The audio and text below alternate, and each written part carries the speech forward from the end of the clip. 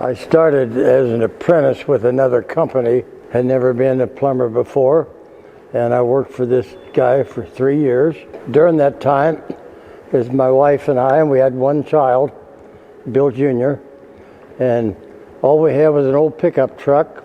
So there was a place in Beech Grove called Hoosier Pete gas station, and a guy named Pete Benner and his wife first, he owned it.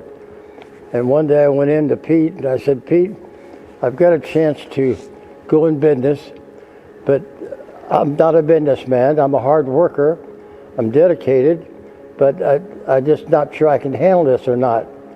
A few days later, I went back to get more gas, and Pete said, I have enough confidence in you that I think you could make it in business if you want to give it a try. Well, I said, Pete, be honest, I don't have any money. I need to buy some more tools. I need to get my master license, and I'm not sure I can do that. So he pulled two $100 bills out of his pocket. He said, Bill, I have enough confidence in you. Take this money, buy the tools you need, get your license, and give it a shot. He said, if you make it, pay me back. If you don't worry about it. So $200, that was a big deal. And Grandpa was able to pay that back in less than a month. And went to work, and from then on, it's success all the way. This whole company started on someone believing in him and loaning him $200. I'm so proud of this company, the way it's grown over the years, with my starting, my son's running it, and then Laura from here. Well, for me, it was, I guess, the pride I took in being really good at what I did.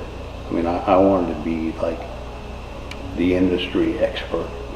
You know, I want the professionalism to be, and the training, you know, I want the employees to bring that to the customer too. So I was kind of really particular about what kind of employees I hired. And I think they do a good job of carrying that over today. My dad taught me the nuts and bolts of running a business. My dad is incredibly numbers driven, very smart, very innovative, and very much the buck stops here mentality. I honestly believe that if you're in business, then you have an obligation to the community to support the community, be a participant in the community.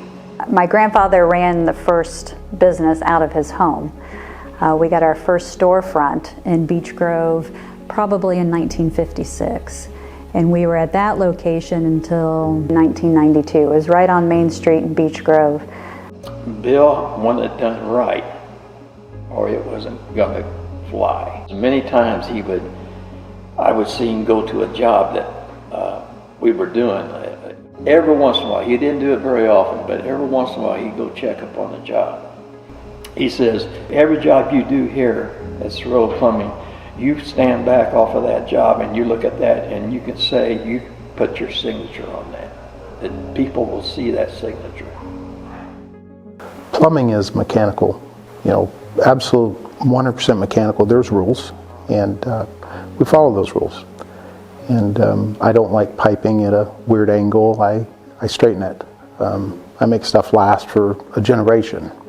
Great pride in being able to do things the right way. We are very fortunate to be the plumber's plumber. We get referred all the time by other plumbing companies. If it can't be fixed, Ciriello can certainly take it to completion. We have a lot of technical skill and sometimes equipment that other companies might not have. Plus we have that honest approach with the customers that other companies can count on. And that's why we are referred a lot by other plumbing companies. You know, 3 generations, and my dad, myself, Laura, we're all different. We all had the same core value for ethics, and I think we all have the same work ethic. Get up in the morning, be the first one to work. I was the first guy there in the morning and the last guy there to leave at night.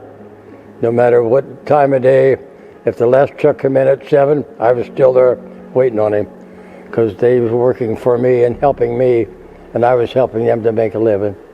I thought that I wanted to be an accountant, and so I was working for a manufacturing company, and my dad approached me and asked me if I'd like to go to lunch. He asked if I had any interest in the family business. And at the time, I mean, a family business, you're always involved, and even when you're a kid, you're washing trucks, things like that. But I really had never thought about it as a career path for me. I knew I loved business. I loved to figure out the cost of doing business, things like that. So when he asked me if I had an interest, I thought, well, I think I want to give this a shot. The first lady master plumber in the state of Indiana, probably still the only. I'm so proud of what she's done. I brag to my friends every day about what the job she's doing and the support she still gives me. She still lets me come to the office once a week. I was named the National Contractor of the Year 2019. And then I've been Contractor of the Year for the state of Indiana and the city of Indianapolis. And the Delta Faucet Contractor of the Year in 2019. I get a lot of customers that say, wow, he's really nice. He's really, really bright. And I always say, yeah, you deserve that. That's what you paid for it. We built it on service. If you called, we gave you service 24 hours a day if you needed it. And courtesy was number one. It really is connecting with the customers and connecting with the technicians and making sure that quality is first. And I'm so proud of this, just proud of the company and the way it's grown. And my father would have been really proud of me for what I started. I'm proud of what I did, but I'm more proud of my son and my granddaughter for what they've done. We're in our 70th year, and that's exciting and unique. Not a lot of companies can say that, and to be family owned since 1952 is exceptional in today's world. Once again, I'm proud of my family and all those that have worked for them. I've had some good plumbers, I've had some good help, but I treated them all with respect as they did myself and my wife.